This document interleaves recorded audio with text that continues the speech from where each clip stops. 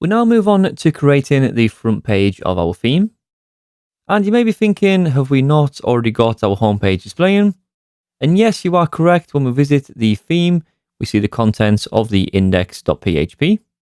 This is basically because, since we've not created a suitable homepage template, WordPress will default back to our index.php. To better understand how this works, let's go over to Google and search for the WordPress template hierarchy. And this is the link we need right up at the top. Templates which WordPress uses can be reusable files to display our web pages. We've already used the header and footer templates, which we've reused across our theme. However, not all templates need to be used across the whole of our theme. We can create page templates to only display certain pages, or even use conditional rendering to control when we use them. Let's scroll down to the template hierarchy in detail section. And this is the section just here. We are about to find out that at its most basic, WordPress uses a hierarchy system to decide which template controls which page. At the moment, this is pretty easy since we've only really got the index.php.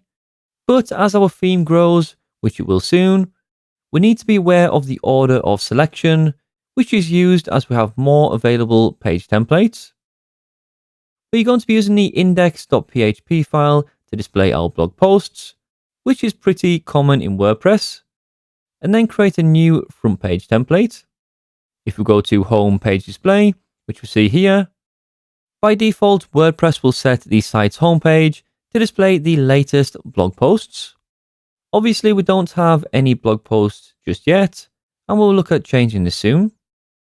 It will first look for a home.php template, and if this is not found, it will default back to the index.php. So the key thing to remember here is our blog posts will default back to our index page if no more suitable page is found.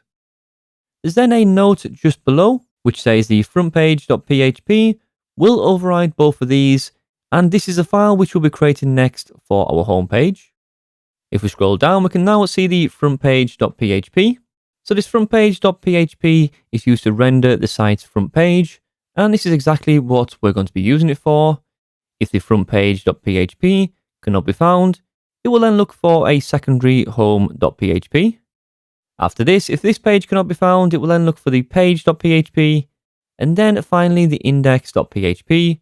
If we scroll down even further, there are templates we can use for the single post, a single page, different categories, and lots more. We'll make use of many of these throughout the course, but this page is always a good reference if you need to understand how things work. Now let's get to work on creating the front page template. If we go over to the dashboard, by clicking the top button here, we can create a new page by going to our pages link and then add new. And this is where we can create any pages for our theme. I'm going to start by creating the home page and then click on publish at the top. We can now get to work on moving the contents of our index.php over to the front page file. So let's duplicate or copy and paste the index.php, and then we can rename this the frontpage.php. Since our index page is no longer going to be used for our front page, we can remove all the content from in between the header and the footer. So delete all the sections, leaving just the header and footer. We can check this is working okay by visiting the site.